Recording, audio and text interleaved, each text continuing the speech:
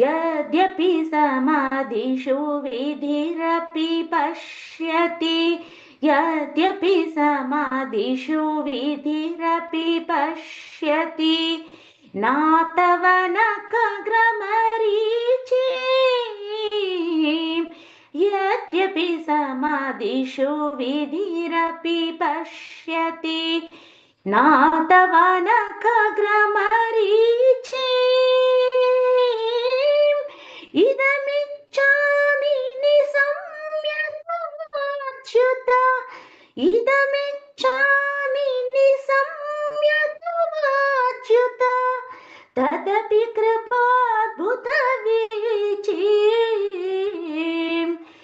देवभवन्तं वन्दे कृष्णा देवभवन्तं वन्दे ओमनामानसमधुकरम् अर्पय निजपदा पङ्कजामकरन्दे देवभवन्तं वन्दे ओ कृष्णा देवभवन्तं वन्दे भक्तिरुदञ्चति यद्यपि माधव भक्तिरुदञ्चति यद्यपि माधव न त्वयि मम तिलमात्री भक्तिरुदञ्चति यद्यपि माधव न त्वयि मम तिलमात्री परमेश्वरता तदपि तवाधिका परमेश्वरता तदपि तवाधिका दुर्घट घटन विधात्री देवभवन्तं वन्दे कृष्णा देवभवन्तं वन्दे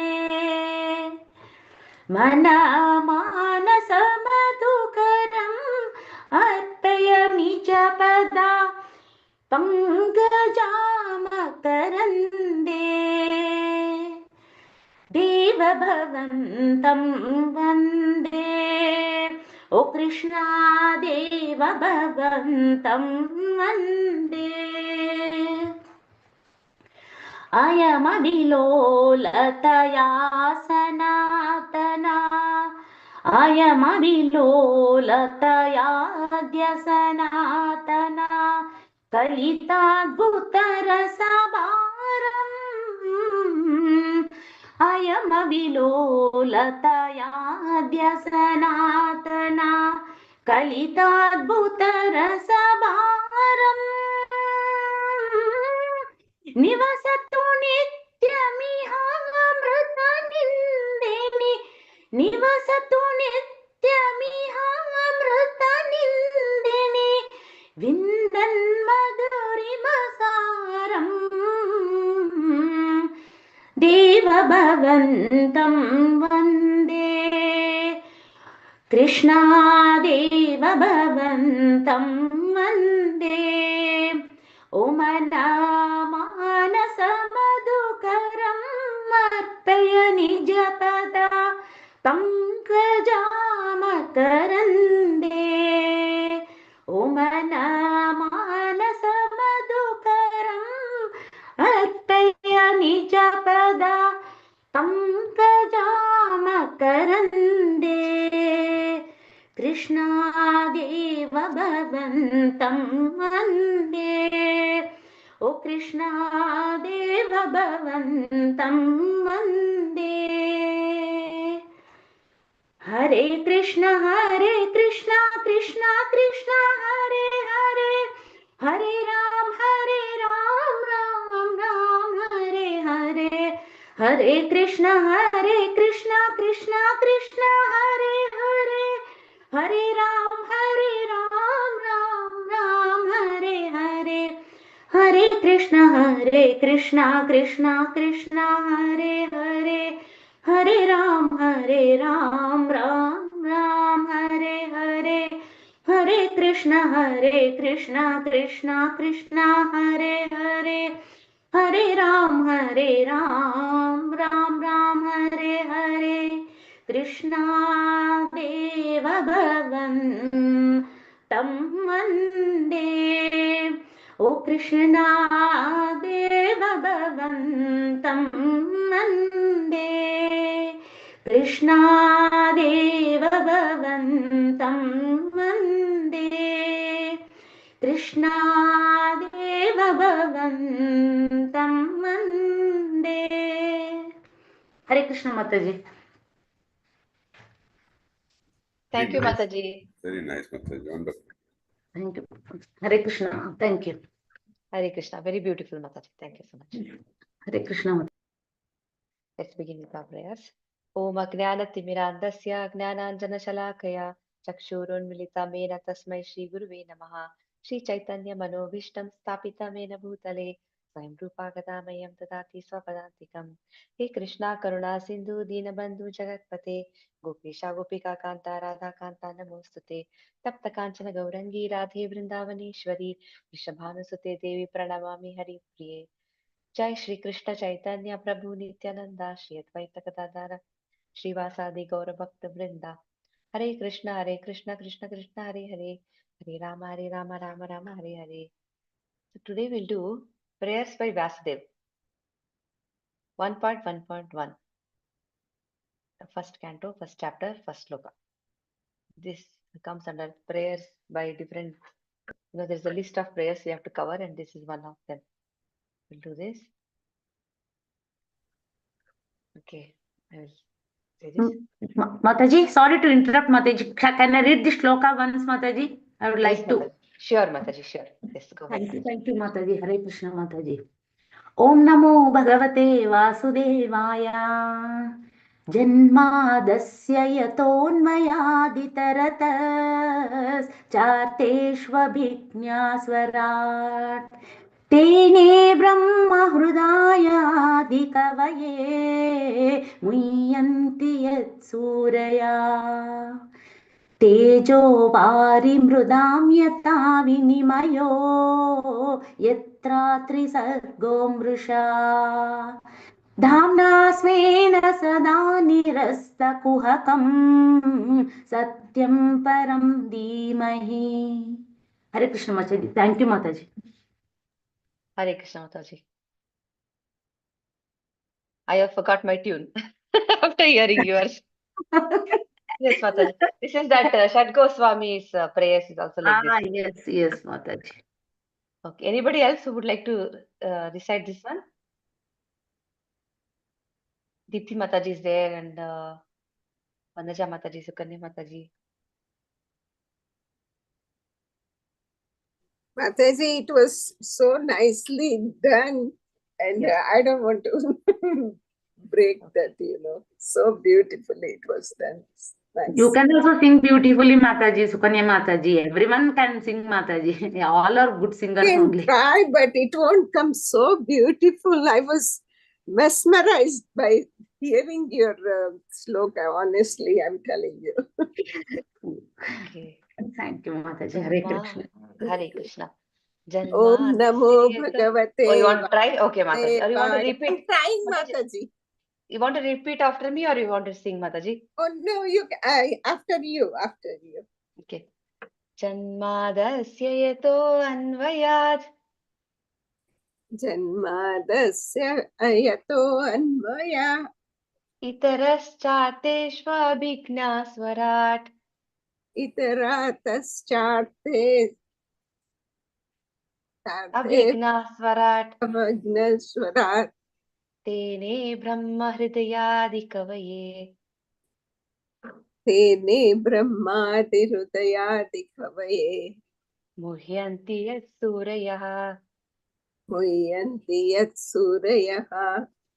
tejo vari mridam yatha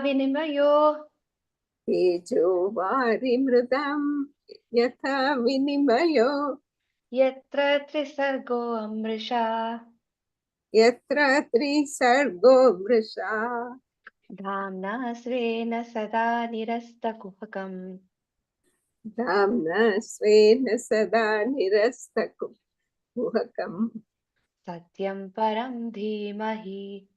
Satyam param dhimahi. Thank you, Mataji. Hare Krishna. Thank you, Mataji. So we'll read a translation and discuss this. O my Lord, Sri Krishna, son of Vasudeva, O all-pervading personality of Godhead, I offer my respectful obeisances unto you.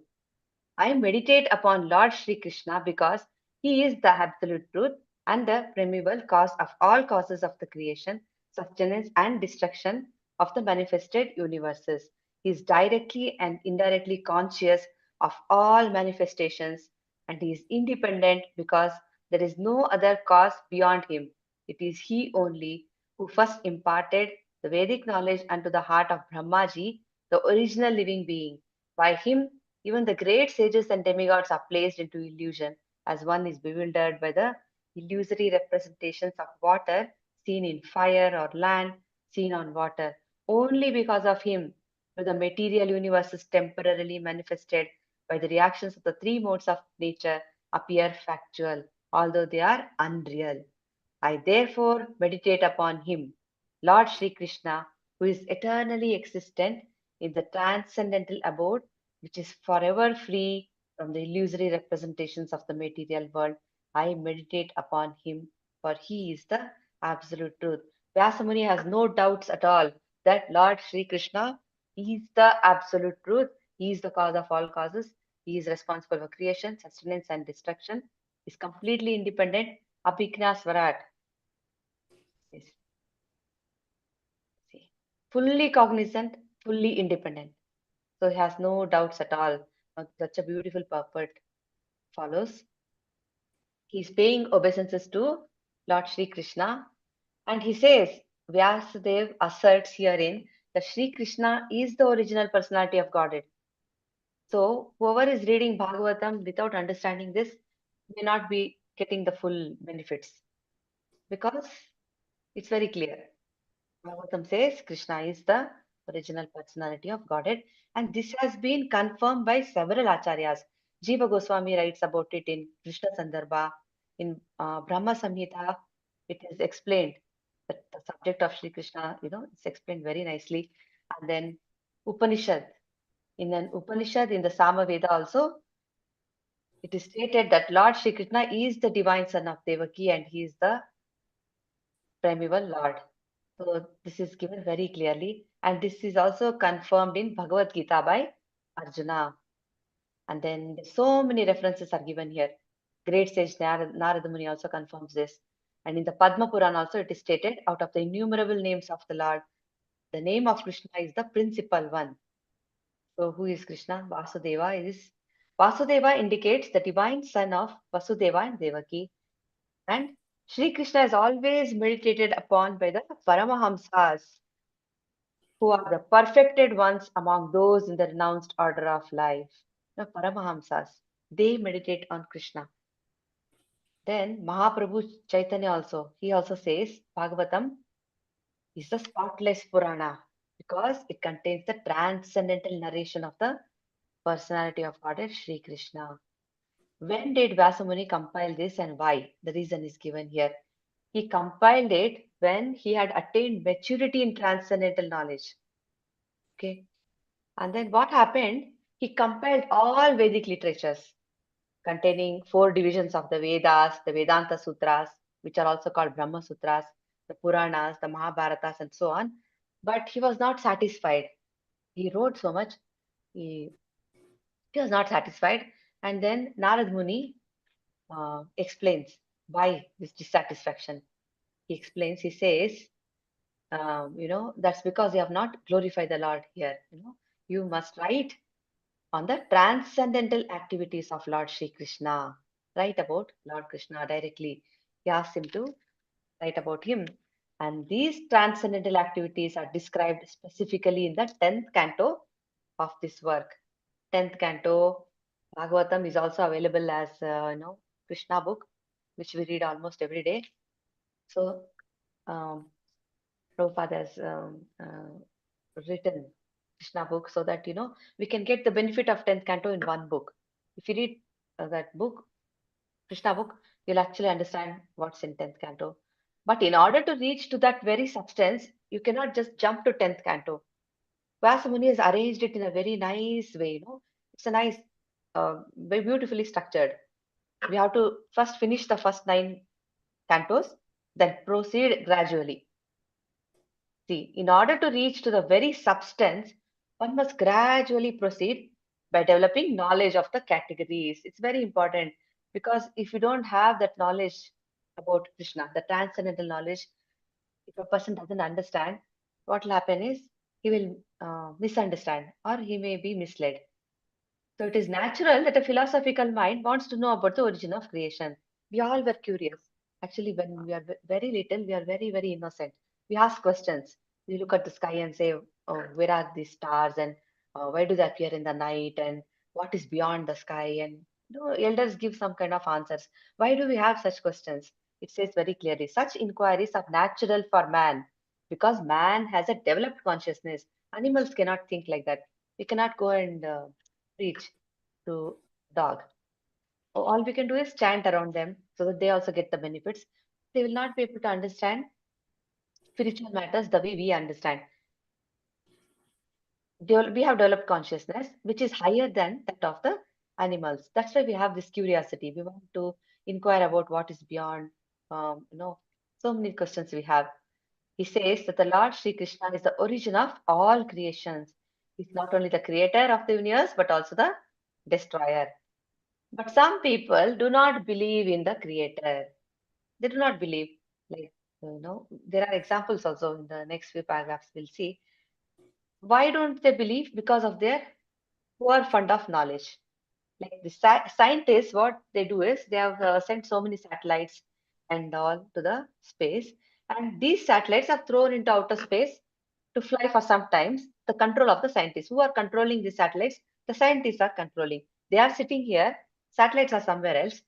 Similarly, all the universes with innumerable stars and planets are being controlled. Says that are controlled by the intelligence of the personality of Godhead. So nice analogy is given. How the scientists can control with their own brain. They have created something, but our brain is nothing like the supreme personalities. Um, like Krishna's brain. He's supremely intelligent. And then, so again, it says in Vedic literature, it is said that the absolute truth, personality of Godhead, is the chief amongst all living personalities. That means he is an individual. All living beings, beginning from the first created being Brahma down to the smallest and are individual living beings. So above Brahma also there are living beings. They have their own individual capacities. So the personality of Godhead is also similar. It's just that he has the greatest intelligence. He possesses supermost inconceivable energies of all different varieties. And another example is given. If a man's brain can produce a space satellite, one can very easily imagine how brains higher than man can produce similarly wonderful things that are far superior. Right? We become very arrogant. We think there is nobody beyond our own intelligence. But there are beings who are more intelligent than us. What all can they create? So Srila Vasudev, however, at once accepts the supreme intelligence of the Parameshwara. Ishvara, Parameshwara. Parameshwara is the supreme personality of Godhead. So he offers his respectful obeisance to that supreme intelligence. He is addressing it as Parameshwara, Para, or the Parameshwara. So that, says here, in Bhagavad Gita, the Lord says that there is no other Paratattva, Samam Bonam than himself. He says so many shlokas are there. Aham sarvasya prabhavo matta sarvam pravartate. And then so many shlokas are there where he's saying, there's nothing beyond me, everything rests upon me, all this. So Vyasamuni worships that Paratattva Sri Krishna, whose transcendental activities are described in the 10th canto. And then one more thing is given, like we were talking about how people want to jump to the Rasa Leela section and find out, oh, let me understand Krishna. He has this dance that happens between him and all the gopis. He's dancing with them. So, they want to understand him in a different way. Unscrupulous persons go immediately to the 10th canto, especially the 5 chapters which describe rasa dance. So that is the most confidential part of this great literature. We cannot directly open that page and read. It is highly spiritual. This subject matter of rasa dance is highly spiritual. His loving affairs with gopis are also highly spiritual. Great sages, Paramahamsas, Narad Muni and Shuka Muni, they are sitting and discussing this. So it cannot be an ordinary activity. Srila Vyasadeva therefore gives the readers the chance to gradually develop spiritual realization. First canto, they talk about creation, then there is talk about creative impetus, and so many different matters are discussed. Finally, when you reach 10th canto, you understand. And also, he's starting this with Gayatri mantra. He purposely invokes the Gayatri mantra, Dhimahi. Gayatri mantra is meant for spiritually advanced people. Brahmanical qualities are required to chant the Gayatri mantra. So it's very well given here, and he's starting Bhagavatam with this mantra. So that says that this is a very auspicious and transcendental literature. When one is successful in chanting the Gayatri mantra, he can enter into the transcendental position of the Lord.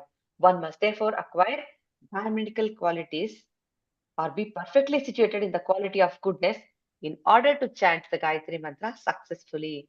Then attain the stage of transcendentally realizing the Lord, His name, His fame, His qualities, and so on. And again, it is given where all Gayatri mantra is mentioned in so many scriptures. So it's supported by so many references in the coming few paragraphs. And then Srimad Bhagavatam is the narration of the Sarupa of the Lord, manifested by his internal potency. The internal potency, whatever is manifested from the internal potency, is real. The spiritual world exists eternally, it is real. The external manifested energy, which appears real, actually is illusory and temporary.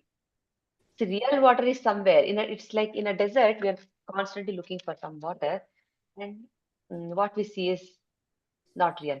So that analogy is given. In the desert mirage, there is no actual water. In the mirage, there is no actual water. There is only the appearance of water. Real water is somewhere else. Similarly, the cosmic creation, the manifested cosmic creation, appears as reality. Our life appears so real. We wake up in the morning, I have to do this, I have to do that. There is this meeting, that so many, everything will appear so real. But actually, this is but a shadow, of which this is but a shadow. And what is real is in the spiritual world. We read this in the 15th chapter also. It is like an upside down banyan tree. We read that. So the truth is something else.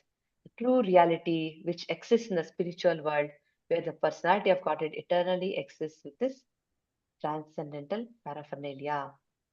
So it's given here. In actuality, there is no reality in the manifested world.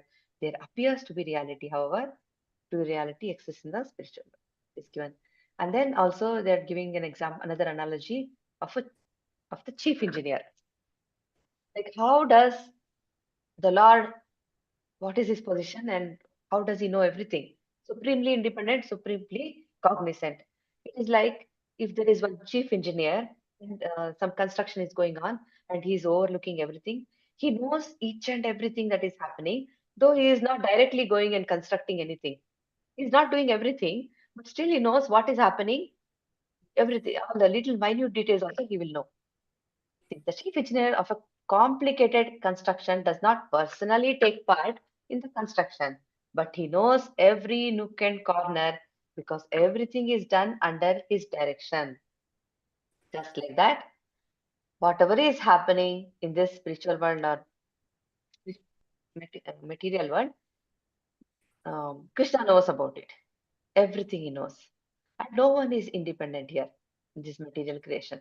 The hand of Lord is seen everywhere. So, such beautiful information is given here. And it says, all material elements as well as the spiritual parts emanate from him only. He is the source. Whatever is created in the material world is but the interaction of two energies, the material and spiritual. We read this in the Bhagavad Gita also. So matter is dead actually. What is making it functional is the spiritual energy. So it emanates from the absolute truth, Lord Sri Krishna. There, another example is given. In the lab, we create so many things. A chemist can say, I can create water in the lab. I'll put hydrogen and oxygen together, mix them. I can create water, H2O. But it says the materials with which he works in the lab are also supplied by the Lord. Hydrogen also is supplied by Lord. Oxygen also is supplied by Lord. He's just mixing it up. That's all. So the Lord knows everything directly or indirectly. So he's cognizant of all minute details. Another example is given. Like if you have this mine of gold, see how lot of gold, so many ornaments can be made out of that gold. You can make bangles, you can make some um, chair also, like throne, the crown also. So many things that can be made from that gold. All these objects will have the quality of that gold. The gold ring and the gold necklace are qualitatively one with the gold in the mine. Similarly, we have also qualities coming from Krishna. No? Qualitatively, we are like him only, but quantitatively, the gold in the mine is different. Therefore, the absolute truth is simultaneously one and different. Nothing is absolutely equal with the absolute truth, but at the same time, nothing is independent. So, none of us are independent, nothing is independent of the Lord. But materialists wrongly think that there is no creator other than his own self. That is Maya. If somebody says, someone thinks, oh, there is no creator, we just appeared and we'll just die tomorrow. The body will go to, mm, you know, nature will take care of the body, and that's all. There is no life after life. If they talk like this, that is Maya, illusion, because they don't have knowledge. Since the complete whole or the absolute truth is the source of everything, nothing can be independent of the body of the absolute truth. So, whatever happens to the body quickly becomes known to the embodied. Another example, like whatever is happening in your body, you know about it. Like if there is some pain, if you're hungry, if you're thirsty, or anything that is going on in the body, the embodied, the person, I know where what is happening. Similarly, each person is aware of the things that are happening within the body. Just like that, Lord, who is complete whole, the creation is the body of the absolute whole, and he's very much aware of every minute activities, everything, directly or indirectly, whatever is happening in the creation, he's completely aware. We don't even have to open our mouth and tell Krishna, Krishna, this is what I'm thinking. Krishna, this is what I want. He knows very well what we want. But he's just watching, our service attitude. How sincere are we? Are we really sincere about our goals? He's watching. What is our desire? In the Shruti mantra, it is stated that the absolute whole or Brahman is the ultimate source of everything. In the Smriti mantra, also same thing is confirmed. The source from which everything emanates at the beginning of Brahma's millennium and the reservoir to which everything ultimately enters is the absolute truth or Brahman. So again, they're talking about material scientists. They take it for granted. They say this planetary system, everything, this world is running because of the sun. Sun is the source of creation. They say all this, but who is the source of the sun? Who created the sun? We don't have answers to all of this. Science cannot give answers to such things. So many questions are not answered because we don't discuss soul. So the ultimate source is explained here in Bhagavatam. In these Vedic literatures, we actually get direct answers to these questions. It's given here. It is stated in this sloka that Brahma was taught. How does Brahma know everything? He was taught directly by the personality of Godhead. Answer is here. He knows because he was taught Vedic knowledge. But they will say when Brahma, actually, when Brahma appeared on the lotus flower, he was alone. He opened his eyes, he looked around. Nothing was there, nobody was there. He was so alone. He was trying to find out why he's sitting there, what is under, what is above. He was, he's trying to make contact with someone to find out. Then he could hear the word tapa, tapa. Then he did meditation for so many years, 1,000 years. And then actually he could see Vishnu face to face and he got his instructions. So if somebody argues, how can he be inspired? Because there was no other living being at that time when he appeared, because he was the first person who appeared. Herein, it is stated that the Supreme Lord inspired the secondary creator. Brahma is a secondary creator. So Bhagavad Gita gives clear picture of this. Krishna himself states that it is he only who superintends the creative energy Prakriti. How? Just by his glance. Again, the word Abhigna Swarat is described here. It's very significant. The two words, Abhigna, fully cognizant, Swarat, fully independent. None of us are this. Neither we are fully cognizant of everything, nor we are fully independent. So Brahma has to meditate upon the Supreme Lord in order to create. So, and they're talking about brains of scientists, the brains of a scientist, like Einstein is mentioned here, are certainly not the products of any human being. Scientists cannot manufacture such a brain, and what to speak of foolish atheists who defy the authority of the Lord. So even Brahma has to meditate on the Supreme Lord, then what to speak of great scientists like Einstein. So he's saying it's not possible for us to understand everything. Even Mayavadi impersonalists who flatter themselves that they can become one with the Lord are neither Abhigna nor Swarat. Such impersonalists undergo. Now they call Mayavadis impersonalists, they think they know everything. But they also undergo severe austerities to acquire knowledge. And atheists like Ravana, Hiranyakashipu, to gain something, like Krishna didn't do any meditation. To gain some power, he did not go and do some kind of Ashtanga yoga, then get the power and then come and kill Kamsa or kill Putana. It didn't happen. When he was born only, he was just barely a baby, newborn baby, few months old. He could kill demons. So, but these atheists, they did severe penances to get little power. And they were so proud of it. They wanted to show, look, I have authority. And they were trying to scare the demigods also. But they were all rendered helpless. Right? Ravana was killed by Lord Ram. Hiranyakashipu was killed by Narsimhadev. They became helpless actually. So whenever a man neglects authority of the Lord, nature and her laws are there to penalize them. If we do not surrender to the Lord and follow his rules set by him, we have all the instructions given to us in the Vedas. So if somebody is not following all that, what will happen if we neglect the scriptures, ignore all the instructions of the great acharyas, Brahma, Narad Muni, and the Lord himself? What will happen? Nature will punish us because it's given. See, whenever there is a decline of dharma and a rise of adharma, he says, I incarnate myself. Krishna says, I'll come personally. Then he says, the Supreme Lord is all perfect. He's perfect. He just, see, this. Lord threw a glance over matter and thus created all living beings. Just a glance, enough. Even Brahma was not created in a normal way, he just appeared on a lotus flower from the navel of Vishnu. So atheists may argue that God is no more expert than a watchmaker. But of course, God is greater because he can create machines in duplicate male and female forms.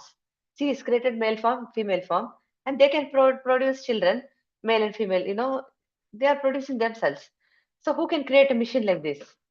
The male female forms of different types of machineries go on producing innumerable similar machines without God's further attention. He doesn't have to interfere. Things like that are happening. So if a man could manufacture such a set of machines that could produce other machines without his attention, then he can call himself, something. Then he could approach the intelligence of God. That is not possible. So no one can create as well as God. So nicely given here. Another name for God is Asamortva, which means no one is equal or greater than Krishna himself. Param Satyam, or the Supreme Truth, is he who has no equal or superior. Param Satyam means Nobody equal to him nor superior to him. So this is confirmed in the Shruti mantras in the Vedas. It is said that before the creation of the material universe, there existed the Lord only, who is master of everyone. That Lord instructed Brahma in Vedic knowledge. That Lord has to be obeyed in all respects. Anyone who wants to get rid of the material entanglement must surrender unto him. So what are we supposed to do? It's very clear. Right from first canto, we are getting the instructions. All we have to do is surrender to Krishna. This is confirmed in Bhagavad Gita also. Unless one surrenders unto the lotus feet of the Supreme Lord, it is certain that he will be bewildered. You know, people are so much in anxiety. They try so many things, drugs and that and this, and but Krishna consciousness is teaching us everything. It can actually heal us from within. All our problems, we can see everything as is. God will give us intelligence. And this is all because of Prabhupada's mercy. We can actually understand what is our goal, how are we supposed to conduct ourselves, how to live, how to talk, how to eat. Everything is being taught to us, and just surrendering unto the lotus feet of the Supreme Lord and following the instructions of the spiritual master, all our anxiety can be washed away. So when an intelligent man surrenders unto the lotus feet of Krishna and knows completely that Krishna is the cause of all causes, then only can such an intelligent man become a Mahatma. So anybody can be uh, a Mahatma. In Bhagavad Gita also, in the purport, Prabhupada says, how is a Mahatma developed? How does he become a Mahatma? In the association of other Mahatmas. The devotee becomes purer day by day in the association of other devotees, and he becomes a Mahatma because of that. So an intelligent man who surrenders to Krishna and understands his true nature, the Lord himself will reveal, and he will automatically become a Mahatma, a great soul. And they can understand the Supreme Lord, that he is the primeval cause of all creations. He is Parama, or ultimate truth, because all other truths are relative to him. He is omniscient. And for Krishna, there is no illusion. And again, Mayavadis are mentioned here. We can read this paragraph. Hare Krishna, who would like to read? Shall I, Mataji? Yes, Shall I read, Mataji. Mataji? Hare Krishna, Mataji. Some Mayavadi scholars argue that Srimad Bhagavatam was not compiled by Sri Vyasadeva, and some of them suggest that this book is a modern creation written by someone named Vopadeva. In order to refute such meaningless arguments, Sridhara Swami points out that there is reference to the Bhagavatam in many of the oldest Puranas. This first shloka of the Bhagavatam begins with the Gayatri mantra. There is reference to this in the Matsya Purana, which is the oldest Purana. In that Purana, it is said with reference to the Gayatri mantra in the Bhagavatam that there are many narrations of spiritual instructions beginning with the Gayatri mantra.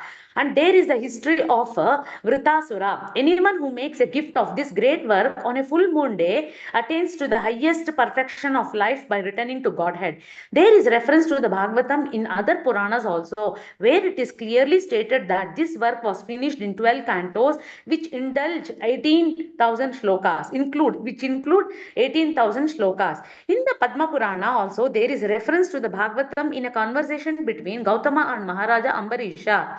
The king was advised therein to read regularly Srimad Bhagavatam if he desired liberation from material bondage. Under the circumstances, there is no doubt about the authority of the Bhagavatam. Within the past 500 years, many erudite scholars and acharyas like Jiva Goswami, Sanatana Goswami, Vishwanatha Chakravarti, Vallabhacharya, and many other distinguished scholars, even after the time of Lord Chaitanya, made elaborate commentaries on the Bhagavatam. And the serious student would do well to attempt to go through them to better relish the transcendental messages.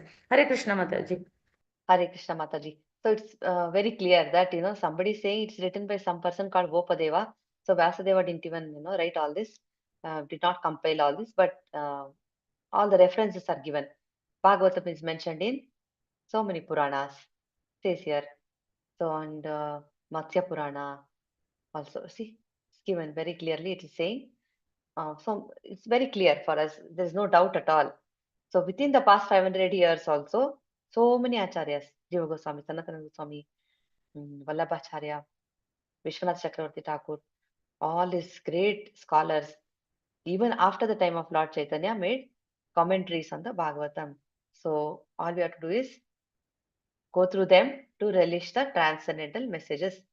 So there is no doubt that this was written by Vyasamuni himself. So again, Srila Vishwanath Chakravarti Thakura specifically deals with the original and pure sex psychology. It says, see, that is all mundane activities here. In the material creation, everything is under the principles of sex life, it says. But once a person gets a higher taste, whatever is happening in the transcendental platform in the spiritual world is real. What is happening here is nothing but, says, well, let us read this out. See, the whole material creation is moving under the principle of sex life. In modern civilization, sex life is the focal point for all activities. Wherever one turns his face, he sees sex life predominant. Therefore, it is unreal. Its reality is experienced in the spiritual world. This is just a perverted reflection of the original fact. So it is not possible to be impersonal and contain pure sex life. All this is consequently, the impersonalist philosophers have given indirect impetus to the abominable mundane sex life because they have overstressed the impersonality of the ultimate truth. Consequently, man without information of the actual spiritual form has accepted perverted material sex life as all in all. There is a distinction between what is happening in the diseased material world and the spiritual world. So a person who is actually sick, no, he may think, he may look at everything as a perverted way. Like that's why they are saying don't read rasa dance also without even understanding the whole subject matter. So this is just an illusion. Everything is so contaminated here. The Srimad Bhagavatam will gradually elevate the unbiased reader to the highest perfectional stage of transcendence. Just reading Bhagavatam every day is enough for us to, develop and become more and more pure. It will enable him to transcend the three modes of material activities: fruitive actions, speculative philosophy, and worship of functional deities as inculcated in Vedic verses.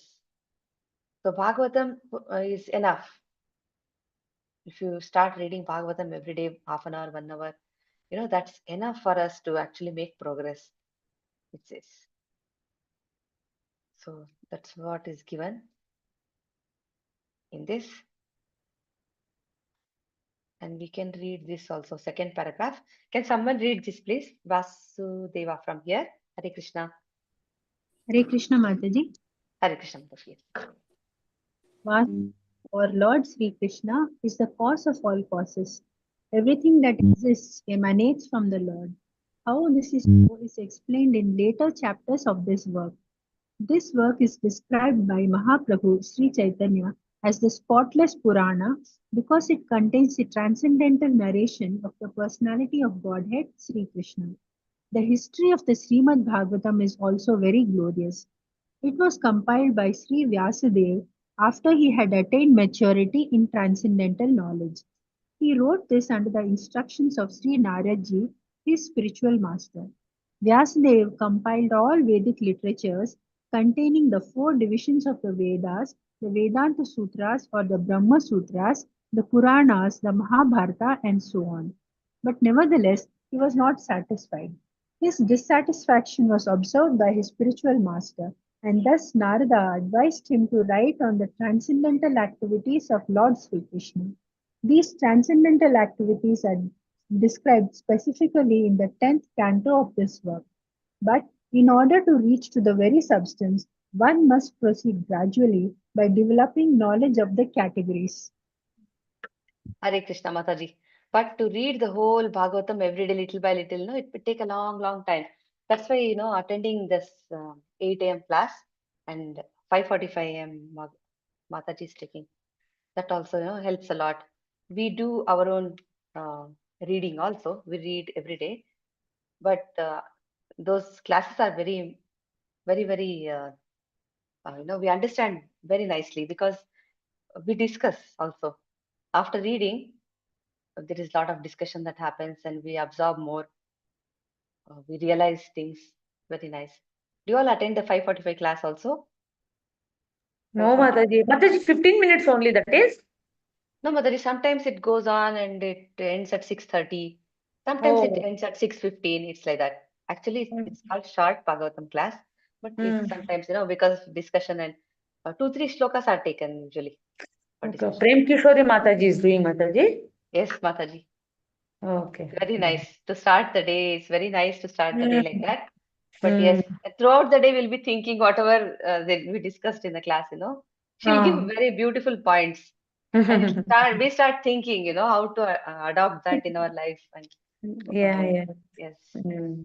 every day there's something to learn. It's like that. Yes, yes. 8 a.m. class also really helps. Mm. You're all reading, I think, Mataji. You said you have a group where you read. No, Mataji, timings are not suitable, Mataji. If one prefers one timing, the other prefers different timings. So it's not able to do, Mataji. But finally, we have to come to a conclusion for one timings, Mataji. That is not happening. So in between, like initiation, that this and all was there, no, Mataji. Exams, studying for the exam. This Bhagavatam, every chapter there will be exam, Mataji, for us. Okay. Each chapter, exams will be there. Shloka exam and this one. And it's a huge Mataji. It's very difficult to remember also, Mataji. So that's somewhat going on, Mataji. We're not able to take a decision at all on this. Okay. Hmm. But nice, Mataji. At least, we are already doing it. So at least Hmm. we are on the right track. That's fine. Yeah. They say no, Mataji. If you understand also or don't understand also, you have to read at least one shloka a Yes. day. Yes, Mataji. That is there. Because whether without knowing also, if we chant Krishna's name, it has Ah, benefits. Same yeah. way, this shlokas also. Yes. Yeah. 1 second, Mataji. I'll stop this.